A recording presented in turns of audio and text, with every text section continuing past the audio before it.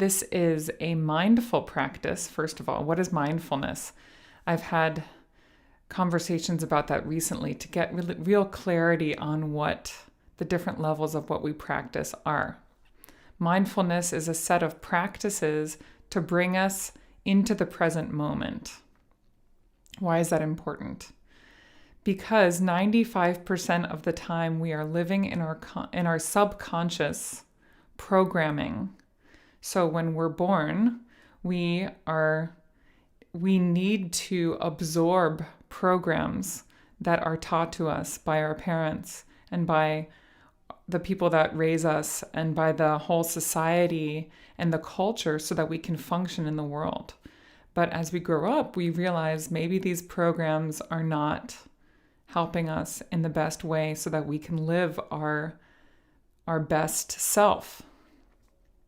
And so we try to repattern these programs, but we can only reprogram with awareness and being present, because when we're conscious, when we're aware, when we're awake into our conscious mind, we can actually zoom out from these grooves or programs that we are raised with that really help us survive in the world, especially early on. But these programs are pretty much, established by the time that we're 7. So as we grow up and as we evolve as people, a lot of these programs just get deeper and deeper, sort of like grooves when you go cross-country skiing. If you've ever gone cross-country skiing, it gets, as more people go along those paths, they get deeper and they get harder to get out of those grooves. So when we're looking into how we can be happier, more functioning beings, and how we can get out of anxiety, because anxiety is fear for the future, for an unknown future. We never know what is going to be in the future. All we know is the present moment. So if we practice the powerful practice of presence, we can bring ourselves to a place where we actually can control what's happening. Because we're there in that moment. And, control is not really the best word for it, but when we practice, it is a practice because this is a very small amount of our life, 5%, that we're actually aware, that we're not falling into these patterns. Because you can drive down the street and you can be in your thoughts the entire time, but you're still technically driving, and you can drive when you're in the thinking mode, but you're not fully there. So how do we use this mindful practice, the practice of mindful listening, to bring us, as one of the mindful practices, bring us back, bring us to the present moment so that we can be our full potential right now? And that's why we are often encouraged to follow what we love, because this brings us into the present moment. You don't want to miss a moment when you're in love, whether it's with your cat or with your loved one or with your best friend, or doing what you love in music or whatever it is that you love, or dancing. It's that joy that only resides in the present moment, that love, being in love with the present moment. When we practice and when we widen our awareness of what exists in the present moment, we can be present more and therefore have more fullness, have more ability to welcome and experience our full potential. And so that's a mindful practice, listening. Why is listening even more deepening than some other mindful practices? Well, sound meditation in particular, when we lean into these different listening questions, such as, being in the moment, listening to the sound, leaning in to listen to whatever's happening right now. What am I hearing right now? Okay, there is a pitch, there's another pitch, and they're happening at the same time. There are two pitches. One of them ends early, and then another one keeps going. That pitch has a wah, wah, wah, wah, wah character. And then there's a moment when it all ends. Is there anything else? Oh, there's another pitch that's coming in. It's very, very high and very subtle. Now I notice that there are so many pitches happening all of a sudden. And that's what's so unique about sound. It's only happening in the present moment. It's just such a beautiful way to practice being present as well as breath. And we'll do a little bit of breath, restorative breath. In this short practice, which is only about an hour, we won't today do any active breath. We'll do more restorative breath, especially because I think a lot of us need the restorative practice. So breath also exists in the present moment. But there's something that happens with sound meditation because we have these overtone emitting instruments, the gong and the shruti box and the singing bowls and the koshi chimes.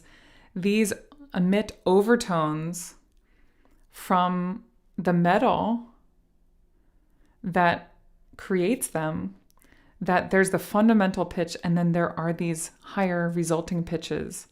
And there's magic in the metal alloy, which is why they used it in the Himalayas for so many thousands of years for meditation, because the brain waves align naturally with the overtones to welcome the brain naturally to lower brainwave states, such as theta and delta, which is where we access when we do deep meditation or when we're in deep dream state, which is also where our deepest creativity and intuition reside. And so if you are highly attuned to sound, but maybe not always meditating for an hour or two a day, this is a really beautiful practice to just bring you naturally into those lower frequencies where your brain and your body restore itself. You really need that. So especially in these anxious times or times when we are more challenged, so it's much easier to get into those old grooves, those old patterns. We need a practice that can easily bring us into the present moment. And then when we are in those low brain frequencies, we can begin to repattern our habits, to welcome an openness to perceive reality as a bit fuller than it was before. Because it's so easy to get stuck in this confirmation bias of this is my perspective, and everybody else is wrong. And that creates war and that creates hate. But really, we're all right in some way. How can we open our perspective to see with a little bit more nuance, a little bit more acceptance, a little less judgment? So that's also part of the practice today, is lifting off the judgmental part, observing a character of a sound, but without specifically oh, I don't like that sound. Or saying like, that reminds me of what just really, really, really depressing sound or dark sound. If it does make you feel a specific way, notice. So there are a couple key words that we can bring in that welcome just a little bit of lifting off judgment, so you can notice what's happening in your own experience, because this is a direct experience practice, which is another reason why it's so powerful. That sound made me feel really emotional. Is definitely possible. So just noticing if feelings come up, if thoughts come up, just noticing, getting curious. So what am I hearing right now? What am I hearing from moment to moment? And then when we get into the gong, what question I love to hear is also, how many sounds am I hearing right now? Because it's such a complex instrument. There are so many different sounds. How many? It's even a greater use of that perspective, zooming out.